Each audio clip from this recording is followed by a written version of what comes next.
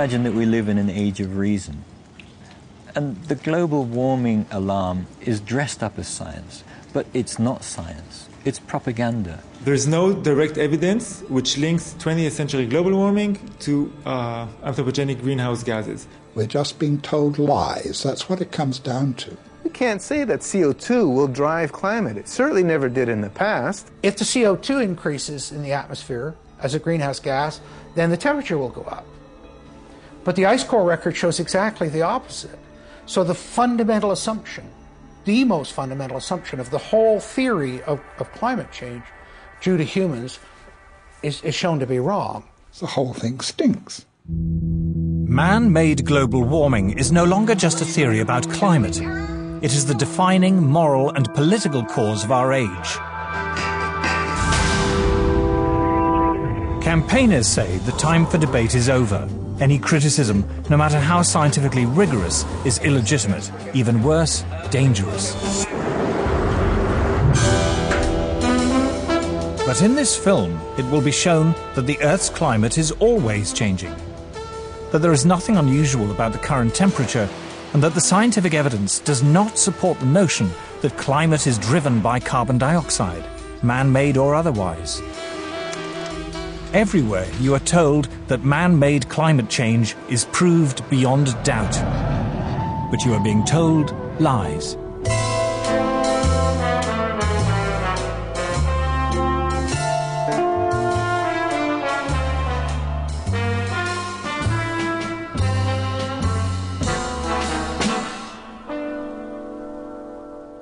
When people say we don't believe in global warming, I say, no, I believe in global warming. I don't believe that human CO2 is causing that warming. A few years ago, if you would ask me, I would tell you it's CO2. Why? Because just like everyone else in the public, I listened to what the media had to say. Each day, the news reports grow more fantastically apocalyptic. Politicians no longer dare to express any doubt about climate change. There is such intolerance of any dissenting voice. Are some of the worst climate criminals on the planet. This is the most politically incorrect thing possible, is to doubt this climate change orthodoxy. Global warming has gone beyond politics. It is a new kind of morality. Now, the Prime Minister's back from his holidays, unrepentant and unembarrassed about yet another long-haul destination. Yet, as the frenzy over man-made global warming grows shriller, many senior climate scientists say the actual scientific basis for the theory is crumbling. There were periods, for example, in Earth's history when we had 3 times as much CO2 as we have today, or periods when we had 10 times as much CO2 as we have today. And if CO2 has a large effect on climate, then you should see it in the temperature reconstruction. If we look at climate through the geological time frame, we would never suspect CO2 as a major climate driver. None of the major climate changes in the last 1,000 years can be explained by CO2. We can't say that CO2 will drive climate. It certainly never did in the past. I've often heard it said that there is a consensus of thousands of scientists on the global warming issue and that humans are causing a catastrophic change to the climate system. Well, I am one scientist, and there are many that simply think that is not true. Man-made global warming is no ordinary scientific theory. This morning, the Intergovernmental Panel on Climate Change made up of... It is presented in the media as having the stamp of authority of an impressive international organization. From the IPCC, the United Nations Intergovernmental Panel on Climate Change, or IPCC. The IPCC, like any UN body, is political. The final conclusion are politically driven. This claim that the IPCC is the world's top 1,500 or 2,500 scientists, you look at the bibliographies of the people and it's simply not true. There are quite a number of non-scientists. And to build the number up to 2,500, they have to start taking reviewers and government people and so on, anyone who ever came close to them. And none of them are asked to agree. Many of them disagree. Those people who are specialists but don't agree with the polemic and resign, and there have been a number that I know of, they are simply put on the author list and become part of this 2,500 of the world's top scientists. People have decided you have to convince other people that since no scientist disagrees, you shouldn't disagree either. But that, whenever you hear that in science, that's pure propaganda. This is a story of how a theory about climate turned into a political ideology. See, I don't even like to call it the environmental movement anymore, because really it is a political activist movement, and they have become hugely influential at a global level. It is the story of the distortion of a whole area of science. Climate scientists need there to be a problem in order to get funding. We have a vested interest in creating panic, because then money will flow to climate science. There's one thing you shouldn't say, and that is, this might not be a problem. It is the story of how a political campaign turned into a bureaucratic bandwagon. Fact of the matter is that tens of thousands of jobs depend upon global warming right now. It's a big business. It's become a great industry in itself. And if the whole global warming farrago collapsed, there'd be an awful lot of people out of jobs and looking for work. This is a story of censorship and intimidation. I have seen and heard their spitting fury at anybody who might disagree with them, which is not the scientific way. It is a story about Westerners invoking the threat of climatic disaster to hinder vital industrial progress in the developing world. One clear thing that emerges from the whole environmental debate is the point that there's somebody keen to kill the African dream, and the African dream is to develop. The environmental movement has evolved into the strongest force there is for preventing development in the developing countries. The global warming story is a cautionary tale of how a media scare became the defining idea of a generation. The whole global warming business has become like a religion. And people who disagree are called heretics. I'm a heretic. The makers of this program are all heretics.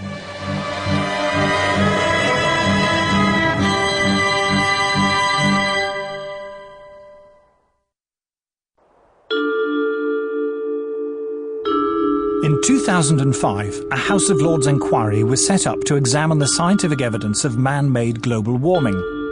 A leading figure in that inquiry was Lord Lawson of Blaby, who, as Chancellor of the Exchequer in the 1980s, was the first politician to commit government money to global warming research. We had a very, very thorough inquiry, took evidence from a whole lot of people expert in this area and produced a report. What surprised me was to discover how weak and uncertain the science was. In fact, there are more and more thoughtful people, some of them a little bit frightened to come out in the open, but who quietly, privately, and some of them publicly, are saying, hang on, wait a minute, this simply doesn't add up. We are told that the Earth's climate is changing. But the Earth's climate is always changing. In Earth's long history, there have been countless periods when it was much warmer and much cooler than it is today, when much of the world was covered by tropical forests, or else vast ice sheets. The climate has always changed, and changed without any help from us humans.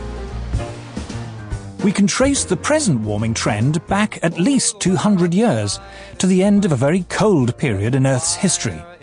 This cold spell is known to climatologists as the Little Ice Age. Let it snow, let it snow, let it snow. It doesn't show signs of stopping. In the 14th century, Europe plunged into the Little Ice Age. And where we would look for evidence of this are the old illustrations and prints and pictures of Old Father Thames. Because during the hardest and toughest winters of that Little Ice Age, the Thames would freeze over. And there were wonderful ice fairs held on the Thames, skating and people actually selling things on the ice. If we look back further in time, before the Little Ice Age, we find a balmy golden era when temperatures were higher than they are today, a time known to climatologists as the medieval warm period.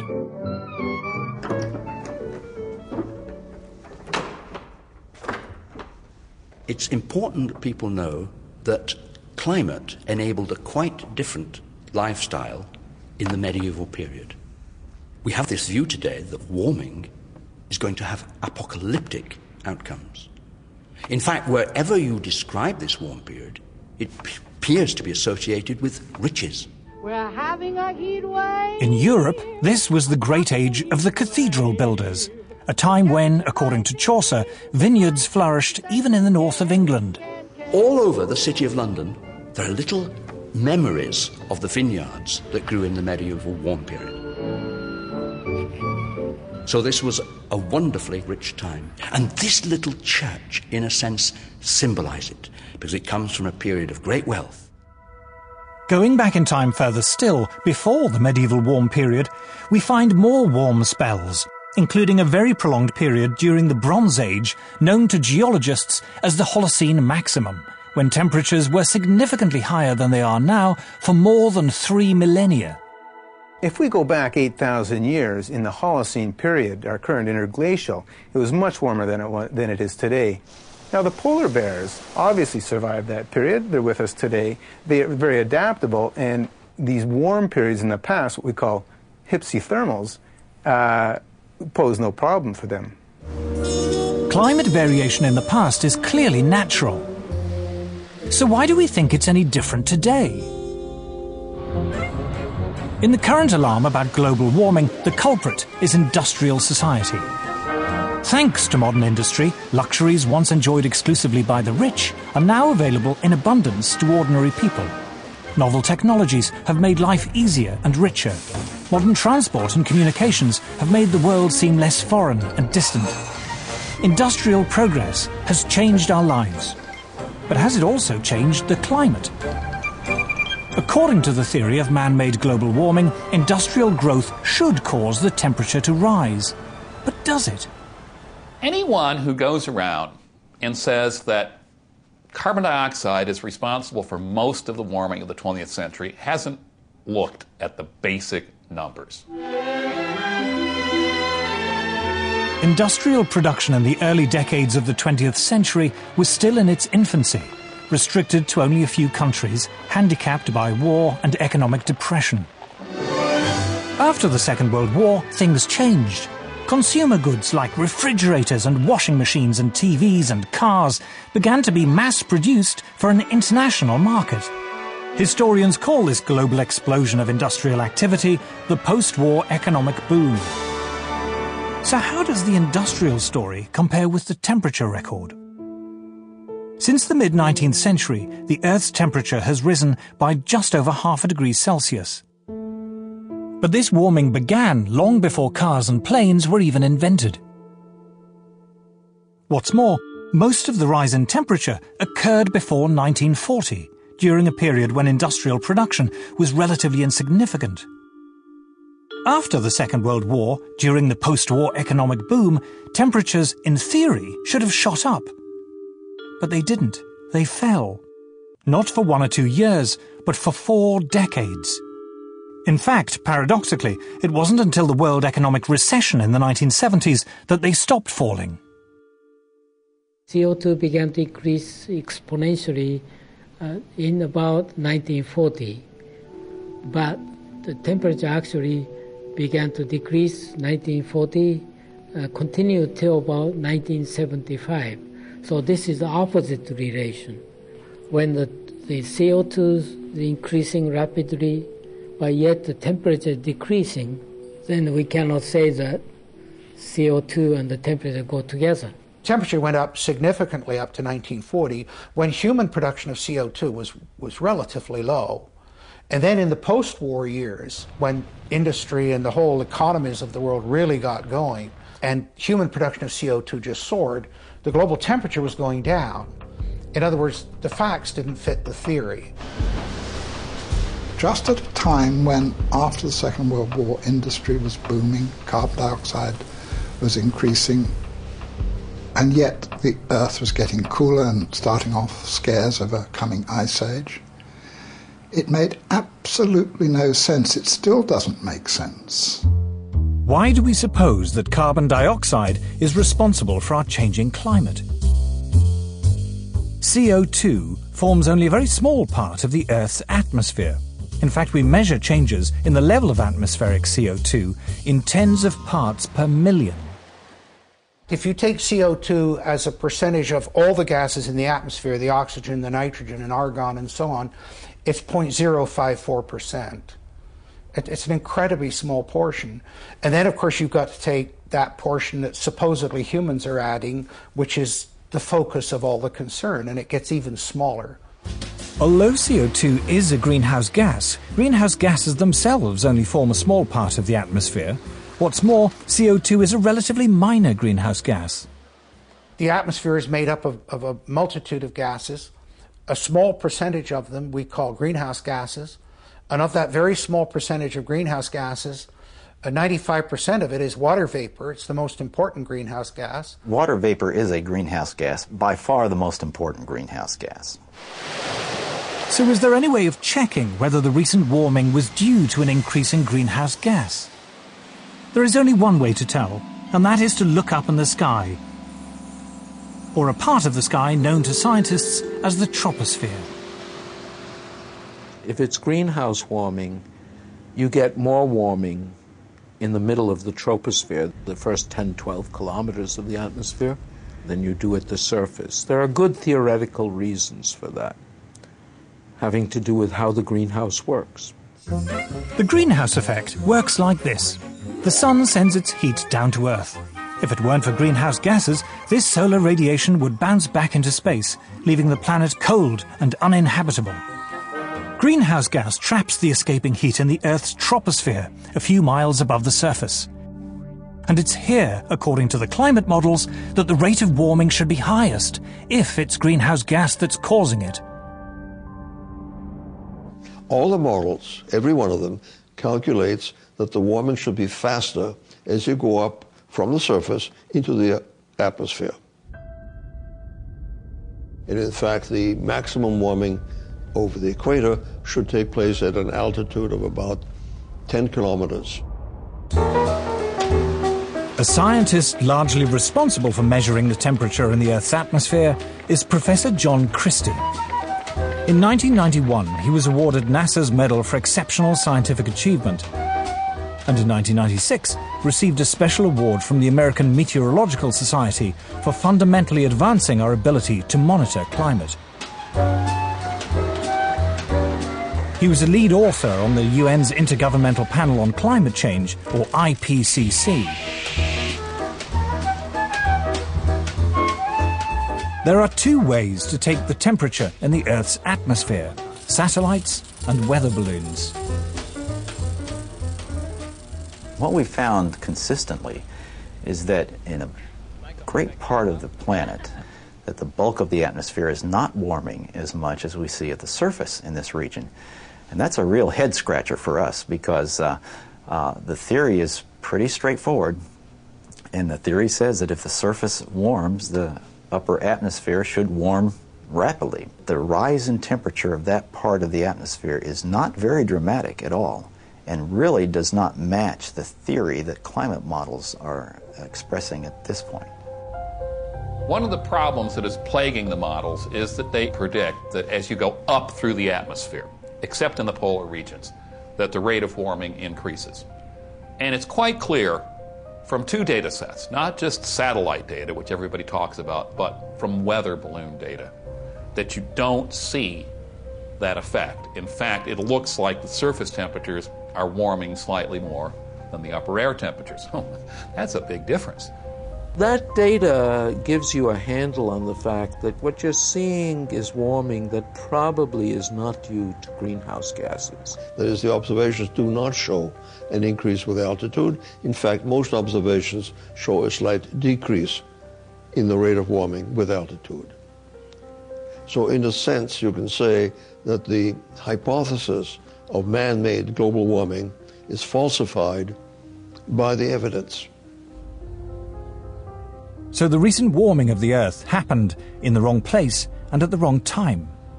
Most of the warming took place in the early part of the 20th century and occurred mostly at the Earth's surface, the very opposite of what should have happened according to the theory of man-made global warming. I am Al Gore. I used to be the next president of the United States of America. Former Vice President Al Gore's emotional film, An Inconvenient Truth, is regarded by many as the definitive popular presentation of the theory of man-made global warming. His argument rests on one all-important piece of evidence taken from ice core surveys in which scientists drilled deep into the ice to look back into Earth's climate history hundreds of thousands of years. The first ice core survey took place in Vostok in the Antarctic. What it found, as Al Gore correctly points out, was a clear correlation between carbon dioxide and temperature. We're going back in time now, 650,000 years. Here's what the temperature has been on our Earth. Now, one thing that kind of jumps out at you is, did they ever fit together? Most ridiculous thing I've ever heard. The relationship is actually very complicated, but there is one relationship that is far more powerful than all the others, and it is this. When there is more carbon dioxide, the temperature gets warmer. Al Gore says the relationship between temperature and CO2 is complicated, but he doesn't say what those complications are. In fact, there was something very important in the ice core data that he failed to mention. Professor Ian Clark is a leading Arctic paleoclimatologist who looks back into the Earth's temperature record tens of millions of years. When we look at climate on long scales, we're looking for geological material that actually records climate. If we're to take an ice sample, for example, we use isotopes to reconstruct temperature, but the atmosphere that's imprisoned in that ice, we liberate, and then we look at the CO2 content. Professor Clark and others have indeed discovered, as Al Gore says, a link between carbon dioxide and temperature. But what Al Gore doesn't say is that the link is the wrong way round. So here we're looking at the ice core record from Vostok, and in the red we see temperature going up from early time to later time at a very key interval when we came out of a glaciation. And we see the temperature going up, and then we see the CO2 coming up. CO2 lags behind that increase. It's got an 800-year lag. So temperature is leading CO2 by 800 years. There have now been several major ice core surveys. Every one of them shows the same thing. The temperature rises or falls, and then, after a few hundred years, carbon dioxide follows. So obviously, carbon dioxide is not the cause of that warming. In fact, we can say that the warming produced the increase in carbon dioxide. CO2 clearly cannot be causing temperature changes. It's a product of temperature. It's following temperature changes. The ice core record goes to the very heart of the problem we have here. They said, if the CO2 increases in the atmosphere as a greenhouse gas, then the temperature will go up. But the ice core record shows exactly the opposite. So the fundamental assumption, the most fundamental assumption of the whole theory of climate change due to humans is shown to be wrong. But how can it be that higher temperatures lead to more CO2 in the atmosphere? To understand this, we must first restate the obvious point that carbon dioxide is a natural gas produced by all living things. Few things annoy me more than to hear people talking about carbon dioxide as being a pollutant. You're made of carbon dioxide. I'm made of carbon dioxide. Carbon dioxide is how living things grow. What's more, humans are not the main source of carbon dioxide. Humans produce a small fraction in the single digits percentage-wise of the CO2 that is produced in the atmosphere. Volcanoes produce more CO2 each year than all the factories and cars and planes and other sources of man-made carbon dioxide put together. More still comes from animals and bacteria, which produce about 150 gigatons of CO2 each year, compared to a mere 6.5 gigatons from humans. An even larger source of CO2 is dying vegetation, from falling leaves, for example, in the autumn. But the biggest source of CO2 by far is the oceans.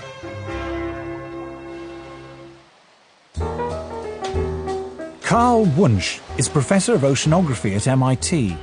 He was also visiting Professor in Oceanography at Harvard University and University College London, and a Senior Visiting Fellow in Mathematics and Physics at the University of Cambridge. He is the author of 4 major textbooks on oceanography.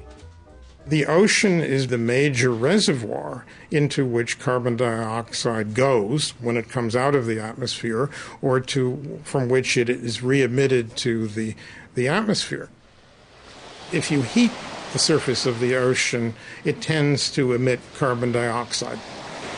And similarly, if you cool the ocean surface, the ocean can dissolve more carbon dioxide. So the warmer the oceans, the more carbon dioxide they produce, and the cooler they are, the more they suck in. But why is there a time lag of hundreds of years between a change in temperature and a change in the amount of carbon dioxide going into or out of the sea? The reason is that oceans are so big and so deep, they take literally hundreds of years to warm up and cool down.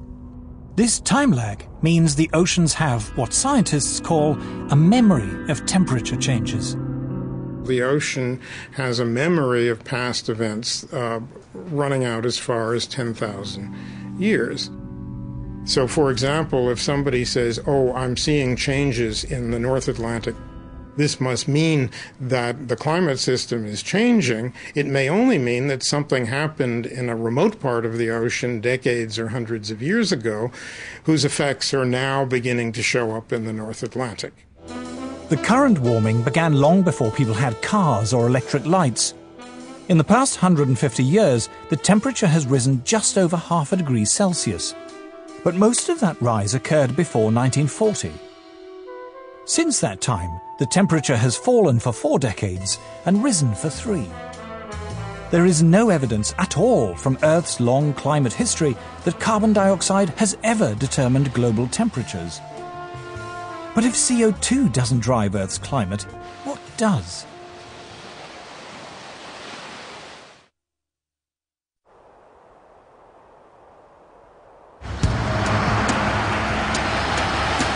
The common belief that carbon dioxide is driving climate change is at odds with much of the available scientific data.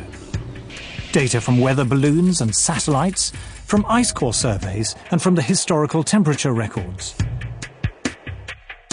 But if CO2 isn't driving climate, what is?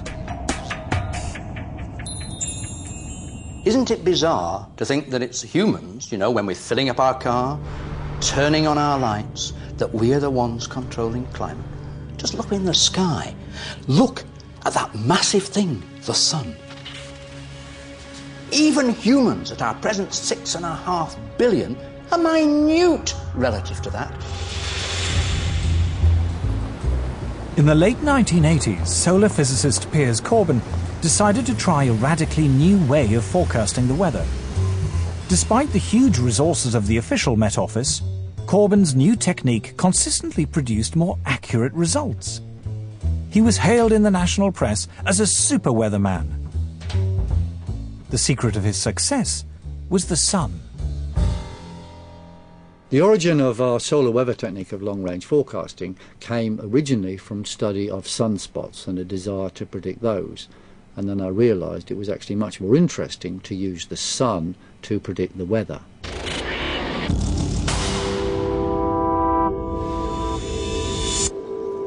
Sunspots, we now know, are intense magnetic fields which appear at times of higher solar activity.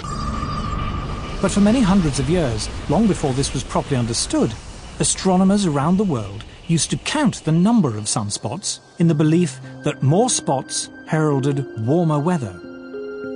In 1893, the British astronomer Edward Maunder observed that during the Little Ice Age, there were barely any spots visible on the sun, a period of solar inactivity which became known as the Maunder minimum. But how reliable are sunspots as an indicator of the weather? Okay, boy. I decided to test it by gambling on the weather through William Hill against what the Met Office said was a normal expectation. And I won money month after month after month after month. Last winter the Met Office said it could be or would be an exceptionally cold winter. We said, no, that is nonsense, it's going to be very close to normal. And we specifically said when it would be cold, i.e. after Christmas and February. We were right, they were wrong. In 1991, senior scientists at the Danish Meteorological Institute decided to compile a record of sunspots in the 20th century and compare it with the temperature record. What they found was an incredibly close correlation between what the sun was doing and changes in temperature on Earth. Solar activity, they found, rose sharply to 1940, fell back for 4 decades until the 1970s, and then rose again after that. When we saw this correlation between the temperature and solar activity or sunspot cycle lengths, then people said to us, okay, it can be just a coincidence. So how can we prove that it's not just a coincidence? Well, one obvious thing is to have a longer time series or different time series. Then we went back in time. So Professor Friis Christiansen and his colleagues examined 400 years of astronomical records to compare sunspot activity against temperature variation. Once again, they found that variations in solar activity were intimately linked to temperature variation on Earth. It was the sun, it seemed, not carbon dioxide or anything else, that was driving changes in the climate.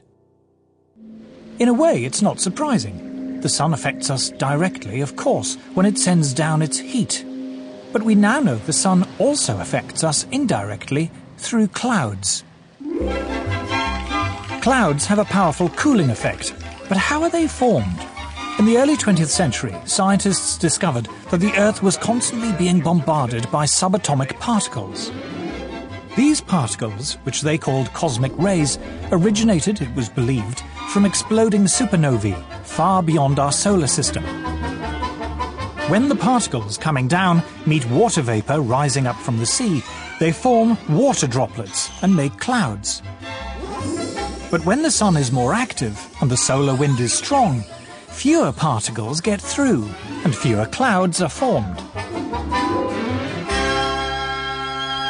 Just how powerful this effect was became clear only recently, when an astrophysicist, Professor Nir Shaviv, decided to compare his own record of cloud-forming cosmic rays with the temperature record created by a geologist, Professor Jan Weitzer, going back 600 million years. What they found was that when cosmic rays went up, the temperature went down. When cosmic rays went down, the temperature went up. Clouds and the Earth's climate were very closely linked. To see how close, you just flip the lines. We just compared the graphs, just put them one upon the other, and it was just amazing. Jan Weitzer looked at me and says, we have very explosive data here. I've never seen such vastly different records coming together so beautifully to show really what was happening over that long period of time. The climate was controlled by the clouds. The clouds were controlled by cosmic rays. And the cosmic rays were controlled by the sun. It all came down to the sun. If you had X-ray eyes, what appears as a nice, friendly yellow ball would appear like a raging tiger.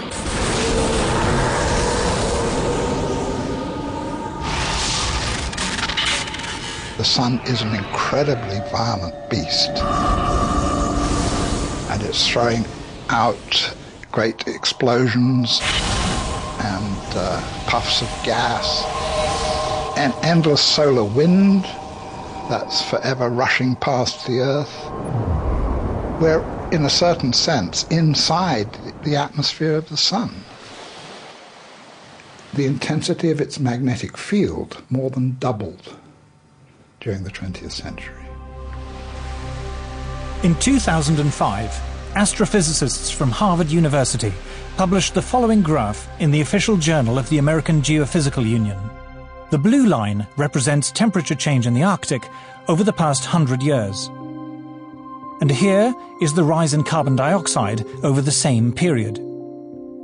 The two are not obviously connected, but now look again at the temperature record, and at this red line, which depicts variations in solar activity over the past century as recorded independently by scientists from NASA and America's National Oceanic and Atmospheric Administration. Solar activity over the last 100 years, over the last several hundred years, correlates very nicely on a decadal basis with sea ice and Arctic temperatures. To the Harvard astrophysicists and many other scientists, the conclusion is inescapable. The sun is driving climate change. CO2 is irrelevant. But why, if this is so, are we bombarded day after day with news items about man-made global warming? Why do so many people in the media and elsewhere regard it as an undisputed fact? To understand the power of global warming theory, we must tell the story of how it came about.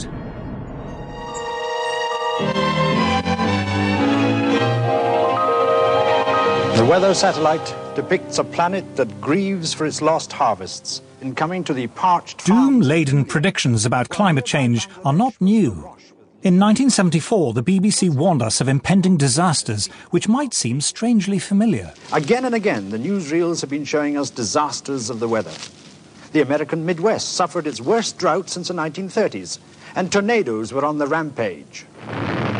And what was going to be the cause of these disasters? The man behind the series was former New Scientist editor Nigel Calder. In the Weather Machine, we reported the mainstream opinion of the time, which was global cooling and the threat of a new ice age. Nature's ice dwarfs us. After 4 decades of falling temperatures, experts warned that a cooler world would have catastrophic consequences. There's the ever-present threat of a big freeze. Will a new ice age claim our lands and bury our northern cities? But amid the doom and gloom, there was one voice of hope. A Swedish scientist called Bert Bolin tentatively suggested that man-made carbon dioxide might help to warm the world, although he wasn't sure. And there is a lot of oil, and there are vast amounts of coal left, and we seem to be burning it with an ever-increasing rate. And if we go on doing this, in about 50 years' time, the climate may be a few degrees warmer than today. We just don't know. We were also the first to put Bert Bolin of Sweden on international television talking about the dangers of carbon dioxide. And I remember being bitterly criticised by top experts for indulging him in his fantasy. At the height of the cooling scare in the 70s, Bert Bolin's eccentric theory of man-made global warming seemed absurd. 2 things happened to change that. First, temperatures started to rise. And second, the miners went on strike.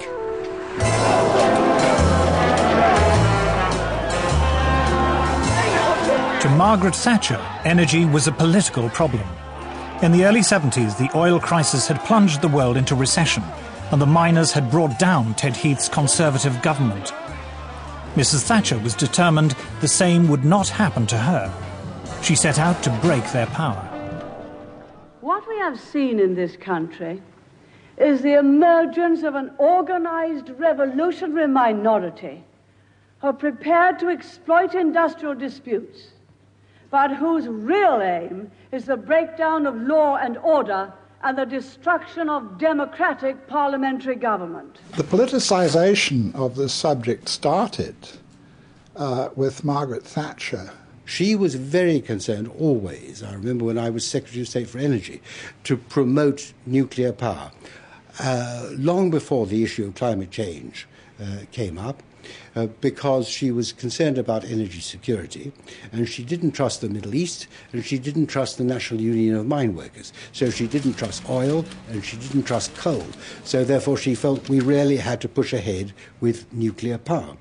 And then when the climate change, global warming thing came up, she felt, well, this is great. This is another argument, because it doesn't have any carbon dioxide emissions. This is another argument why you should go for nuclear. And that is what she was really largely saying. It's been misrepresented since then. And so she said to the scientists, she went to the Royal Society and she said, there's money on the table for you to prove this stuff. So, of course, they went away and did that. Inevitably, the moment politicians put their weight behind something and attach their name to it in some ways, of course, money will flow. That's the way it goes. And inevitably, research, development, institutions started to bubble up, if we can put it that way, which were going to be researching climate, but with a particular emphasis on the relationship between carbon dioxide and temperature. At the request of Mrs. Thatcher, the UK Met Office set up a climate modelling unit which provided the basis for a new international committee called the Intergovernmental Panel on Climate Change, or IPCC. They came out with the first big report which predicted climatic disaster as a result of global warming. I remember going to the scientific press conference and being amazed by two things. First, the simplicity and eloquence of the message and the vigour with which it was delivered. And secondly, the total disregard of all climate science up till that time, including, incidentally, the role of the sun, which had been the subject of a major meeting at the Royal Society just a few months earlier. But the new emphasis on man-made carbon dioxide as a possible environmental problem didn't just appeal to Mrs. Thatcher. It was certainly something very favourable to the environmental idea, what I call the medieval environmentalism of let's get back to the way things were in medieval times and get rid of all these dreadful cars and machines. They loved it because carbon dioxide was for them an emblem of industrialization. Well, carbon dioxide clearly is an industrial gas, and tied in with economic growth, with transportation in cars, with what we call civilization. And there are forces in the environmental movement that are simply against economic growth. They think that's bad. It could be used to legitimize a whole suite of myths that already existed: anti-car, anti-growth, anti-development, and above all, anti-that great Satan, the US. Patrick Moore is considered one of the foremost environmentalists of his generation. He is co-founder of Greenpeace. The shift to climate being a major focal point came about for two very distinct reasons. The first reason was because by the mid-'80s, a majority of people now agreed with all of the reasonable things we in the environmental movement were saying they should do. Now, when a majority of people agree with you, it's pretty hard to remain confrontational with them. And so the only way to remain anti-establishment was to adopt ever more extreme positions. When I left Greenpeace, it was in the midst of them adopting a campaign to ban chlorine worldwide. Like I said, you guys, this is one of the elements in the periodic table, you know. I mean, I'm not sure if that's in our jurisdiction to be banning a whole element. Destroying the wall were soon done. The other reason that environmental extremism emerged was because world communism failed, the wall came down, and a lot of peaceniks and political activists moved into the environmental movement, bringing their neo-Marxism with them, and learned to use green language in a very clever way to cloak agendas that actually have more to do with anti-capitalism and anti-globalization than they do anything with ecology or science. The left have been slightly disoriented by the manifest failure of socialism and indeed even more so of communism as it was tried out. And therefore they still remain as anti-capitalist as they were, but they have to find a new guise for their anti-capitalism. And it was a kind of amazing alliance from Margaret Thatcher on the right through to very left-wing anti-capitalist environmentalists that created this kind of momentum behind a loony idea. By the early 1990s, man-made global warming was no longer a slightly eccentric theory about climate. It was a full-blown political campaign. It was attracting media attention, and as a result, more government funding. Prior to Bush the Elder, I think the level of funding for climate and climate-related sciences was somewhere around the order of $170 million a year, which was reasonable for the size of the field. It jumped to $2 billion a year, more than a factor of 10. And yeah, that changed a lot. I mean, that's a lot of jobs. A lot of jobs. It brought a lot of new people into it who otherwise were not interested. So you developed whole cadres of people whose only interest in the field was that there was global warming. If I wanted to do research on, shall we say, the squirrels of Sussex, what I would do, and this is any time from 1990 onwards, I would write my grant application saying, I want to investigate the nut-gathering behavior of squirrels with special reference to the effects of global warming. And that way I get my money. If I forget to mention global warming, I might not get the money. There's really no question in my mind that the large amounts of money that have been fed into this particular, rather small area of science have distorted the overall scientific effort. We're all competing for funds. And if your field is the focus of concern, you have that much less work rationalizing why your field should be funded.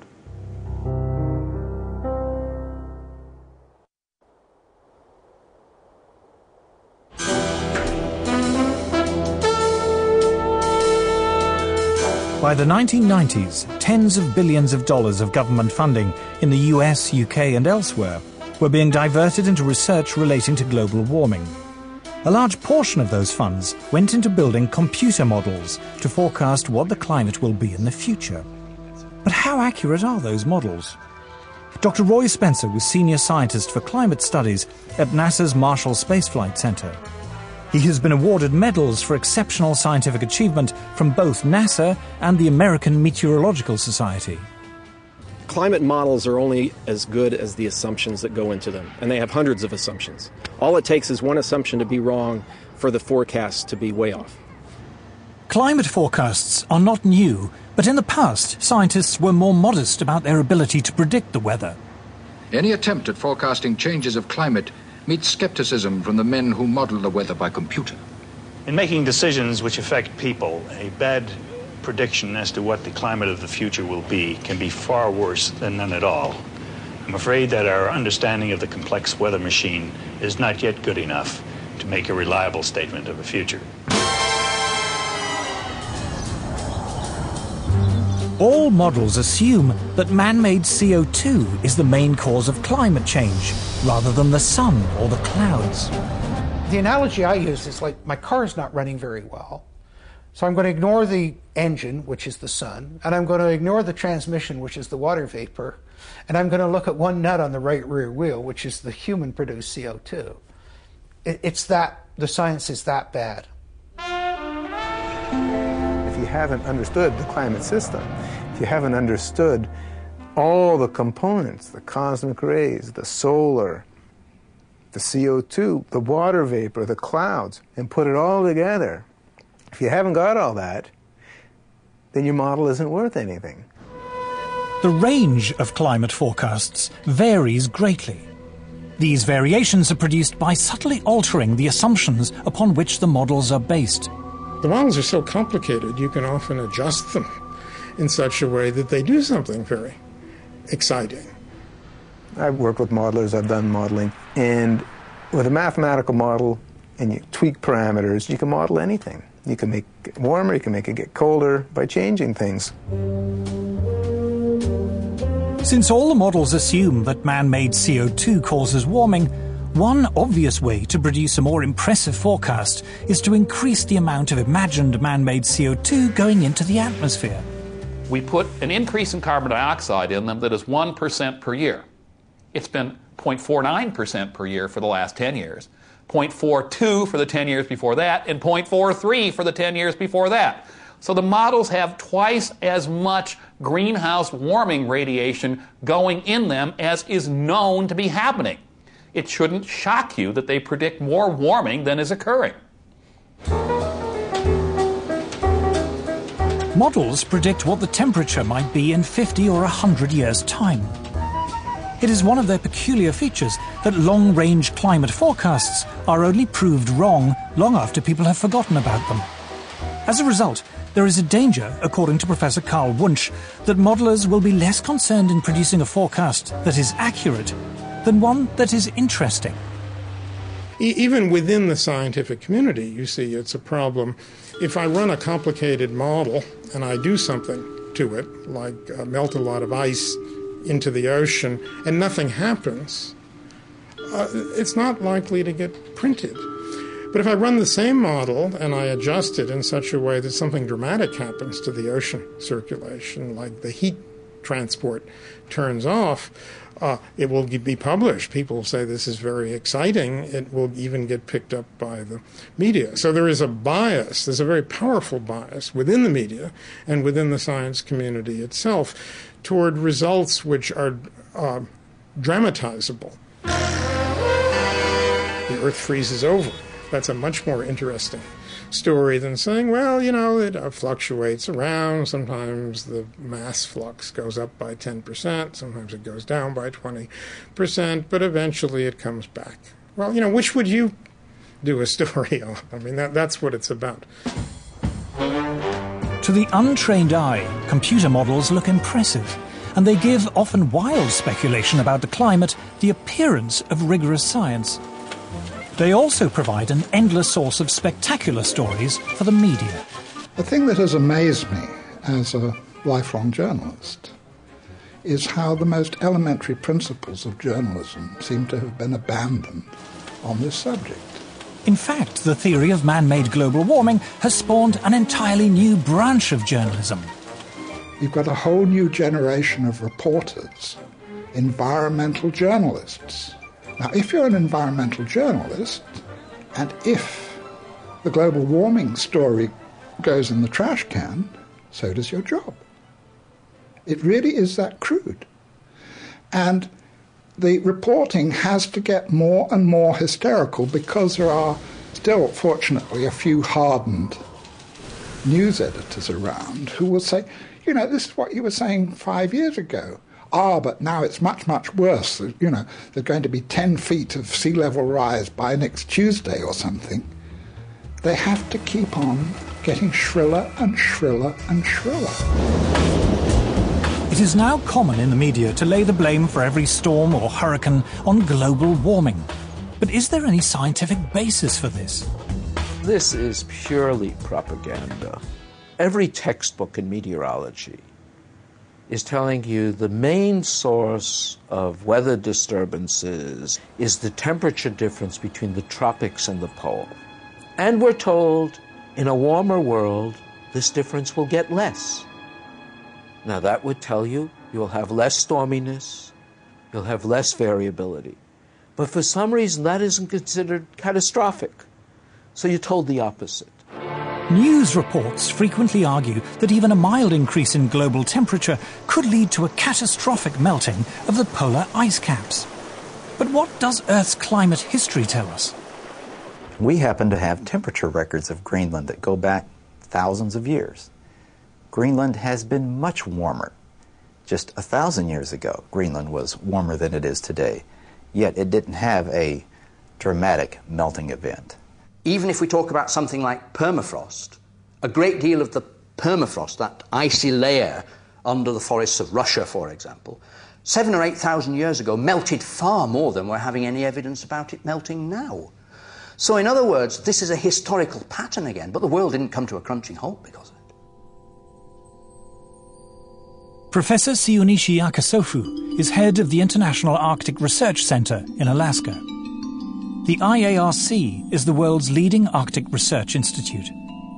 Professor Akusofu insists that over time the ice caps are always naturally expanding and contracting.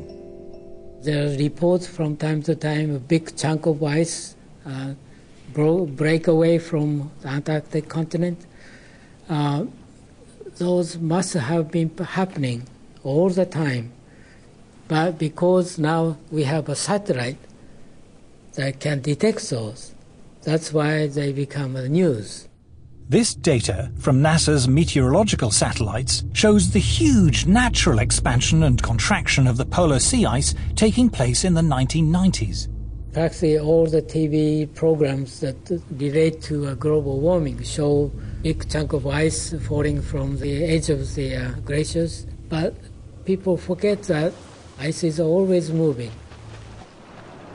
News reports frequently show images of ice breaking from the edge of the Arctic.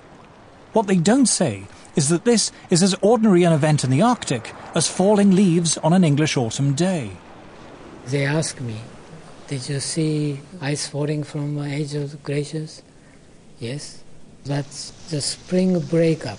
That happens every year.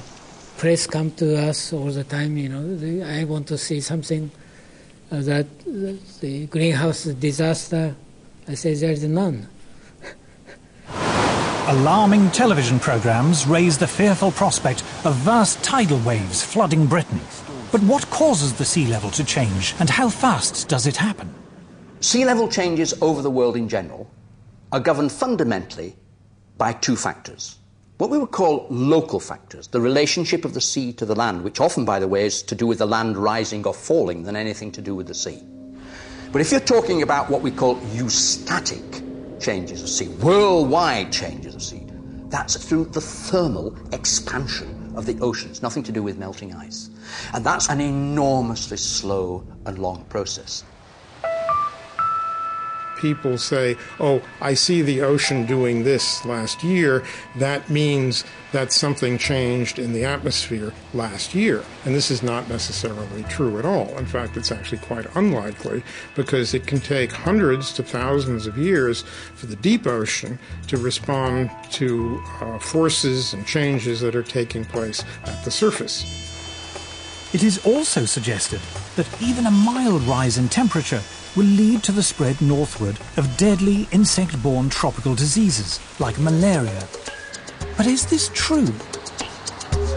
Professor Paul Reiter of the Pasteur Institute in Paris is recognized as one of the world's leading experts on malaria and other insect-borne diseases. He is a member of the World Health Organization Expert Advisory Committee, was chairman of the American Committee of Medical Entomology of the American Society for Tropical Medicine, and lead author on the health section of the US National Assessment of the Potential Consequences of Climate Variability. As Professor Reiter is eager to point out, mosquitoes thrive in very cold temperatures. Mosquitoes are not specifically tropical. Most people will realize that in temperate regions there are mosquitoes. In fact, mosquitoes are extremely abundant in the Arctic. The most devastating epidemic of malaria was in the Soviet Union in the 1920s. There were something like 13 million cases a year and something like 600,000 deaths. A tremendous catastrophe that reached up to the Arctic Circle. Archangel had 30,000 cases and about 10,000 deaths. So it's not a tropical disease. Yet these people in the global warming fraternity invent the idea that malaria will move northwards. Climate scare stories cannot be blamed solely on sloppy or biased journalism. According to Professor Reiter, hysterical alarms have been encouraged by the reports of the United Nations Intergovernmental Panel on Climate Change, or IPCC. On the spread of malaria, the IPCC warns us that mosquito species that transmit malaria do not usually survive where the mean winter temperature drops below 16 to 18 degrees Celsius. According to Professor Reiter, this is clearly untrue. I was horrified to read the second and the third assessment reports because there was so much misinformation without any kind of recourse or virtually without mention of the scientific literature, the truly scientific literature, the literature by specialists in those fields. In a letter to the Wall Street Journal, Professor Frederick Seitz, former president of America's National Academy of Sciences, revealed that IPCC officials had censored the comments of scientists. He said that this report is not the version that was approved by the contributing scientists. At least 15 key sections of the science chapter had been deleted. These included statements like, "None of the studies cited has shown clear evidence that we can attribute climate changes to increases in greenhouse gases. No study to date has positively attributed all or part of the observed climate changes to man-made causes." Professor Seitz concluded, "I have never witnessed a more disturbing corruption of the peer review process than the events that led to this IPCC report." In its reply, the IPCC did not deny making these deletions, but it said there was no dishonesty or bias in the report and that uncertainties about the cause of global warming had been included. The changes had been made, it said, in response to comments from governments, individual scientists, and non-governmental organizations. When I resigned from the IPCC, I thought that was the end of it. But when I saw the final draft, my name was still there, so I asked for it to be removed. Well, they told me that I had contributed, so it would remain there. So I said, no, I haven't contributed because they haven't listened to anything I've said. So in the end, it was quite a battle. But finally, I threatened legal action against them, and they removed my name. And I think this happens a great deal. Those people who are specialists but don't agree with the polemic and resign, and there have been a number that I know of, they are simply put on the author list and become part of this 2,500 of the world's top scientists. Research relating to man-made global warming is now one of the best-funded areas of science. The US government alone spends more than $4 billion a year. According to NASA climatologist Roy Spencer, scientists who speak out against man-made global warming have a lot to lose. It's generally harder to get research proposals funded because of the stands that we've taken publicly. And you'll find very few of us that are willing to take a public stand because it does cut into their research funding. It is a common prejudice that scientists who do not agree with the theory of man-made global warming must be being paid by private industry to tell lies. I get it all the time. You must be in the pay of the multinationals. Sadly, like most of the scientists you'll talk to, I haven't seen a penny from the multinationals. I'm always accused of being paid by the oil and gas companies. I've never received a nickel from the oil and gas companies. I joke about I wish they would pay me, then I could afford their product. Whenever anybody says that I'm in the pay of an oil company, I say my bank manager would wish. There is almost no private sector investment in climatology. And yet, to be involved in any research project which involves an industry grant, no matter how small, can spell ruin to a scientist's reputation. Modern technology fueled by greenhouse gases. Patrick Michaels is Professor of Environmental Sciences at the University of Virginia. He was chair of the Committee on Applied Climatology at the American Meteorological Society, president of the American Association of State Climatologists, the author of 3 books on meteorology, and an author and reviewer on the UN's Intergovernmental Panel on Climate Change. But when he conducted research which was part funded by the coal industry, he found himself among those under attack from climate campaigners. British-based corporations are some of the worst climate criminals on the planet. Shell is based in the UK, right here in London. We have the right and the duty to take it back into public ownership, dismantle it, break it up, and send its managers to rehabilitation training. But reasoned debate is not the only casualty in the global warming alarm. As international public policy bears down on industrial emissions of carbon dioxide, the developing world is coming under intense pressure not to develop.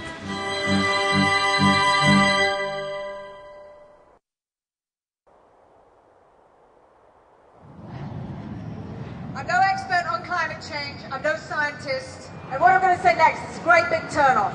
It's just that. Turn it off! Anything you don't need, you're not using, it's easier than you think to make a difference.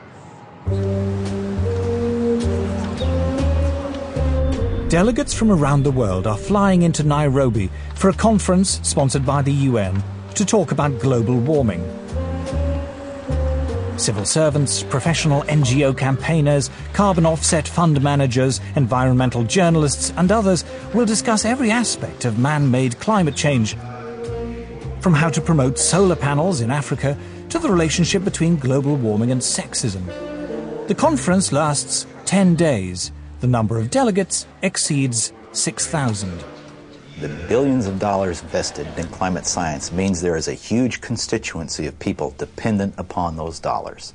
And they will want to see that carry forward. It happens in any bureaucracy. Where I live, we have a local council global warming officer. There's a huge tail out there of people who have, in one way or another, been recruited to join this particular bandwagon. Anybody who stands up and says, hey, wait a minute, let's look at this coolly and rationally and carefully and see actually how much merit, how much this stands up, they will be ostracized. Scientists, accustomed to the relative civility and obscurity of academic life, suddenly find themselves publicly attacked if they dare to challenge the theory of man-made global warming, vilified by campaign groups and even within their own universities. It's the old English saying, if you stand up in the coconut shy, they're going to throw at you. So I understand that there's going to be some of that, but it gets pretty difficult and pretty nasty and very personal. And there have been, death threats and all sorts of things. And so I'm not doing it for my health. These days, if you are skeptical about the litany around climate change, you're suddenly like as if you're a Holocaust denier. The environmental movement, really, it is a political activist movement. And they have become hugely influential at a global level. And every politician is aware of that today. Whether you're on the left, in the middle, or the right, you have to pay homage to the environment. In the past month, the global warming campaign has won a great victory. The United States government, once a bastion of resistance, has succumbed. George Bush is now an ally. Western governments have now embraced the need for international agreements to restrain industrial production in the developed and developing world. But at what cost? Paul Driesen is a former environmental campaigner. My big concern with global warming is that the policies being pushed to supposedly prevent global warming are having a disastrous effect on the world's poorest people. Global warming campaigners say it does no harm to be on the safe side. Even if the theory of man-made climate change is wrong, we should impose draconian measures to cut carbon emissions just in case. They call this the precautionary principle. The precautionary principle is a very interesting beast. It's basically used to promote a particular agenda and ideology. It's always used in one direction only. It talks about the risks of using a particular technology, fossil fuels, for example, but never about the risks of not using it. It never talks about the benefits of having that technology. Anne Muagela is about to cook a meal for her children. She is one of the 2 billion people, a third of the world's population, who have no access to electricity. Instead, they must burn wood or dried animal dung in their homes. The indoor smoke this creates is the deadliest form of pollution in the world. According to the World Health Organization, 4 million children under the age of 5 die each year from respiratory diseases caused by indoor smoke, and many millions of women die early from cancer and lung disease for the same reason. If you were to ask a rural person to define development, they'll tell you, yes, I know I've moved to the next level when I have electricity. Actually, not having electricity creates such a long chain of problems because the first thing you will miss is the light. So you get that they have to go to sleep earlier because there's no light. There's no reason to stay awake. I mean, you can't talk to each other in darkness. No refrigeration or modern packaging means that food cannot be kept. A fire in the hut is too smoky and consumes too much wood to be used as heating. There is no hot water. We in the West cannot begin to imagine how hard life is without electricity. The life expectancy of people who live like this is terrifyingly short. their existence impoverished in every way. A few miles away, the UN is hosting its conference on global warming in its plush gated headquarters. The gift shop is selling souvenirs of peasant tribal life, while delegates discuss how to promote what are described as sustainable forms of electrical generation. Africa has coal, and Africa has oil, but environmental groups are campaigning against the use of these cheap sources of energy. Instead, they say Africa and the rest of the developing world should use solar and wind power. A short drive out of Nairobi, we find our first solar panel. A Kenyan public health official has brought us to a clinic which serves several villages. The only electrical implements in the clinic are the electric lights and a refrigerator in which to keep vaccines, medicine and blood samples. Electricity is provided by 2 solar panels. So what can it do successfully? Lighting. Lighting only? Yes. What happens when you put lighting plus the refrigerator and others? What happens? It sounds an alarm. It sounds an alarm? Yeah. Then can we maybe see that?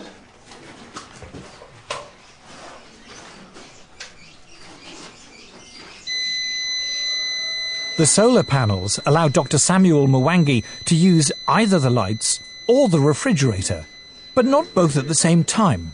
If he does, the electricity shuts down. Wind and solar power are notoriously unreliable as a source of electricity and are at least 3 times more expensive than conventional forms of electrical generation. The question would be, how many people in Europe, how many people in the United States are already using that kind of energy? And how cheap is it? You see, if it's expensive for the Europeans, if it's expensive for the Americans, and we are talking about poor Africans, it doesn't make sense. The rich countries can afford to engage in some luxurious experimentation with other forms of energy. But for us, we are still at the stage of survival. To former environmentalist Paul Driesen, the idea that the world's poorest people should be restricted to using the world's most expensive and inefficient forms of electrical generation is the most morally repugnant aspect of the global warming campaign. Let me make one thing perfectly clear. If we're telling the third world that they can only have wind and solar power, what we are really telling them is you cannot have electricity.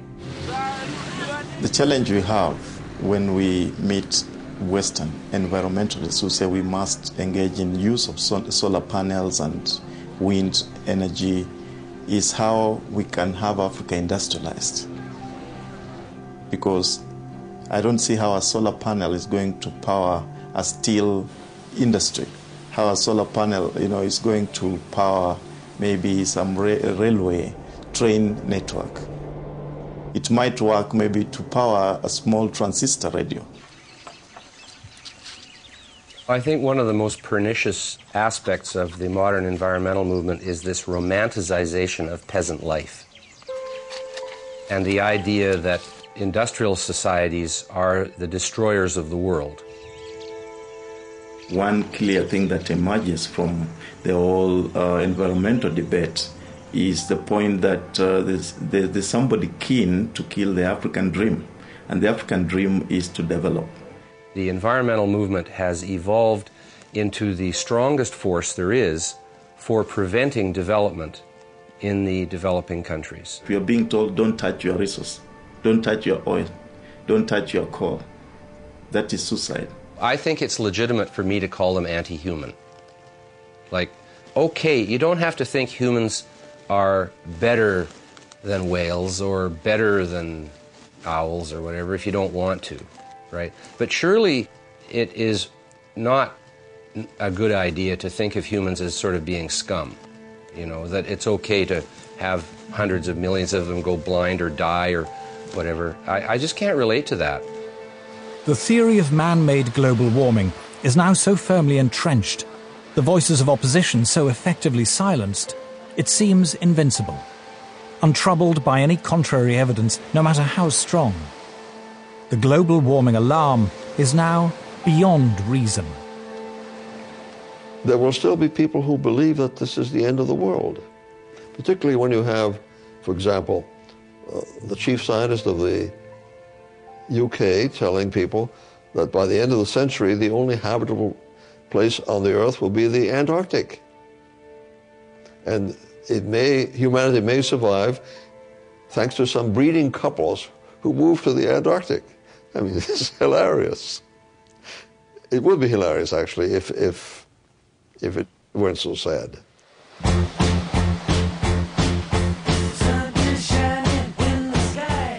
3:15 tonight, dispatches, and how green are our politicians and business leaders.